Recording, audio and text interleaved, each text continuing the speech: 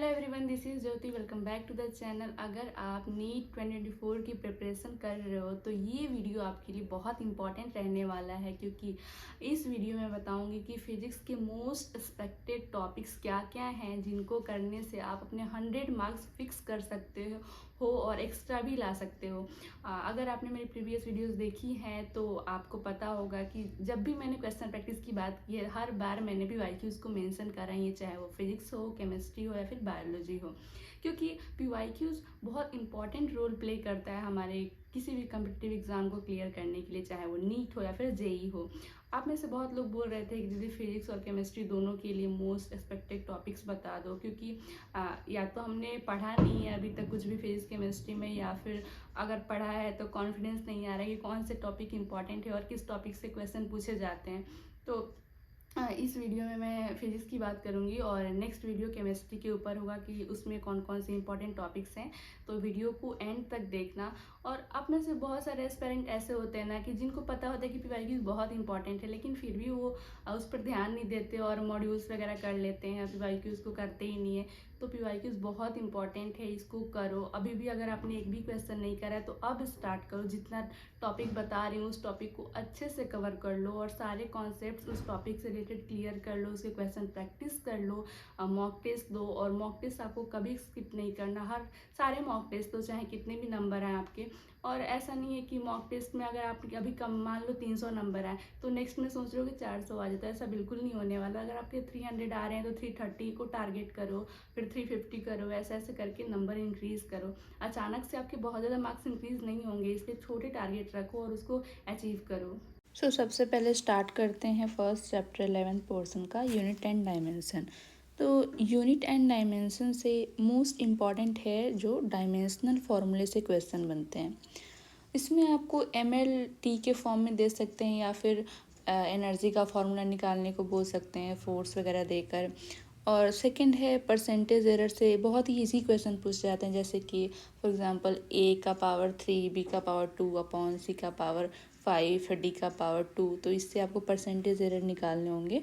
और थर्ड है vernier caliper and screw gauge, इससे भी क्वेश्चन पूछे जाते हैं। तो ये जो तीनों पॉइंट्स है, dimensional formula, error and vernier caliper, screw gauge, इससे हर साल क्वेश्चन पूछे जाते हैं। तो इस वाले टॉपिक को स्ट्रॉन्ग कर लेना। सेकेंड है काइनेमेटिक्स, इससे एवरेज वेलोसिटी के क्वेश्चन पूछे जाते हैं। इसमें आपको इक्वल टाइम या इक्वल डिस्टेंस देकर पूछ सकते हैं क्वेश्चन। और सेकंड है ग्राफ, ग्राफ से भी आपको अगर वेलोसिटी टाइम ग्राफ दिया तो एक्सेलरेशन पूछ लेगा या डिस्टेंस पूछ लेगा। या फिर थर्ड है आपका equation of motion. Equation of motion तो हम बहुत पहली क्लास से पढ़ते आ रहे हैं, तो उसमें एक आता है स्टॉपिंग डिस्टेंस का। अगर कोई व्हीकल है वो ट्रेवल कर रहा है और थोड़े टाइम के बाद वो स्टॉप हो गया तो स्टॉपिंग डिस्टेंस क्या होगा। फिर आपका है लास्ट में रिलेटिव मोशन। रिलेटिव मोशन में रिवर मैन प्रॉब्लम और रेन मैन प्रॉब्लम, इसी से बेसिक क्वेश्चन बनते हैं वेक्टर वाले। इतना टफ नहीं होता रिवर मैन जितना अपन समझते हैं और रेन मैन वाला। तो नॉर्मल अगर आपको वेक्टर आता है तो ये क्वेश्चन हो सकता है। थर्ड है थर्मल फिजिक्स, उसमें मीन फ्री पाथ का फॉर्मूला है lambda is equal to 1/√2 n πd²। इसमें आपको रिलेट करके बता सकता है 1 और 2 का निकालो, फर्स्ट का दे रखा है तो सेकंड का निकालो। सेकंड है ग्राफ से क्वेश्चन है, आइसोबारिक ग्राफ, आइसोकोरिक, आइसोथर्मल, तो वर्क डन वगैरह निकालने बोल सकता है। थर्ड है Newton's law of cooling, Newton's law of cooling से भी क्वेश्चन बनते हैं। और फोर्थ है कार्नट इंजन, इसकी एफिशिएंसी पूछ सकते हैं। एफिशिएंसी वाला टॉपिक बहुत इंपॉर्टेंट है और इससे हर साल क्वेश्चन आते हैं। अब आते हैं 12th पोर्शन में, उसमें फर्स्ट है आपका इलेक्ट्रोस्टैट से कॉम्बिनेशन ऑफ कैपेसिटर वाले क्वेश्चन पूछे जाते हैं। नॉर्मल सीरीज कैपेसिटर है और पैरेलल कैपेसिटेंस, तो उसका कॉम्बिनेशन निकालो वगैरह वगैरह। और सेकंड है potential due to system of charges. Fifth है करंट इलेक्ट्रिसिटी।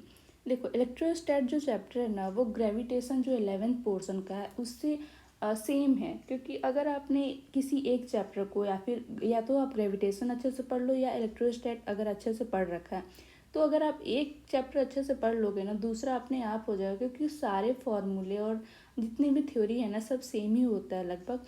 तो अगर आप एक चैप्टर अच्छा कर लोगे तो दूसरा वाला अपने आप अच्छा हो जाएगा। बस डिफरेंस आता है कांस्टेंट का, तो वो हो जाता है और फॉर्मूला भी जल्दी लर्न हो जाते हैं। फिफ्थ है करंट इलेक्ट्रिसिटी, जिससे सीरीज़ और पैरेलल वाले क्वेश्चन पूछे जाते हैं। सीरीज़ और पैरेलल में आपको बैटरीज लगा सकते हैं, रजिस्टर्स लगा सकते हैं, और बल्ब वाले में 2 बल्ब सीरीज़ में लगे हैं और 2 बल्ब पैरेलल में लगे हैं, तो इसका वोल्टेज इतना है, इसका ज़्यादा इसका कम है, तो कौन जल्दी फ्यूज़ होगा या कौन ज़्यादा देर तक जलेगा। और सेकेंड है मीटर ब्रिज या पोटेंशियोमीटर से क्वेश्चन पूछ सकते हैं। और 2021 में एक फॉर्मूला पे जितने भी करंट इलेक्ट्रिसिटी में चैप्टर में फार्मूलाज है ना, उससे मैच द फॉलोइंग आया था, तो फार्मूलाज भी याद रखना बहुत इंपॉर्टेंट है। ये वेव जो चैप्टर छोटा सा चैप्टर है और पूरा थ्योरी बेस्ड है।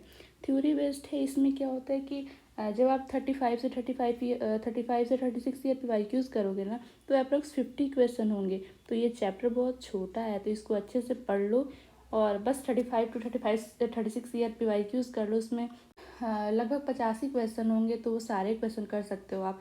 और इससे 1 या 2 क्वेश्चन पूछे ही जाते हैं, तो ये चैप्टर भी छोटा है और आप कम टाइम में 1-2 क्वेश्चन को फिक्स कर सकते हो। 7th है वेव चैप्टर। वेव में से बीट्स, डॉपलर इफेक्ट्स, यही पूछते हैं बस। 8th चैप्टर है आपका अल्टरनेटिंग करंट। इससे जो LCR सर्किट वाले क्वेश्चंस होते हैं ना, सीरीज LCR सर्किट, वो हर साल पूछे जाते हैं और ये बहुत इजी और स्कोरिंग टॉपिक है। इसको अगर आप अच्छा कर लेते हो तो एक क्वेश्चन तो आपका फिक्स है कि सॉल्व हो ही जाएगा। सेकेंड है पावर फैक्टर, और थर्ड इज़ ट्रांसफार्मर भी इजी है, और अगर आप एक बार अच्छे से कर लोगे ना, तो ऐसा नहीं है कि नहीं बनेगा क्वेश्चन बन जाते हैं इसके, अगर आपने अच्छे से इसके कॉन्सेप्ट्स को समझ लिए तो। 9th है आपका ऑप्टिक्स। उससे 2 से 3 क्वेश्चन हर साल पूछे जाते हैं, तो ऐसा सोच के मत छोड़ देना कि ये टफ चैप्टर है और समझ भी नहीं आता तो क्या करना है पढ़ के। तो इससे बहुत इजी क्वेश्चन फॉर्मूला बेस्ड ही बनते हैं। फर्स्ट है आपका लेंस मेकर, फॉर्मूला से क्वेश्चन बनते हैं।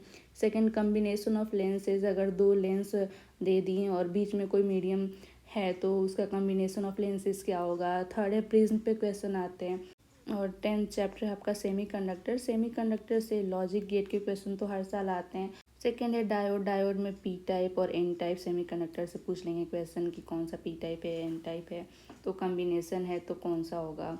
और फॉरवर्ड और रिवर्स बायस से क्वेश्चन आते हैं, और ये तो फॉरवर्ड बायस और रिवर्स बायस तो बहुत इजी क्वेश्चन आते हैं। पहले जब मैं प्रिपरेशन कर रही थी तो एक साल मुझे लगा कि ये इससे तो क्वेश्चन ही नहीं बनते मेरे, बहुत टफ है, और जब मैंने पढ़ा इसको रियल में तब लगा कि ये कितना ईजी है, फॉरवर्ड और रिवर्स बायस में तो कुछ है ही नहीं।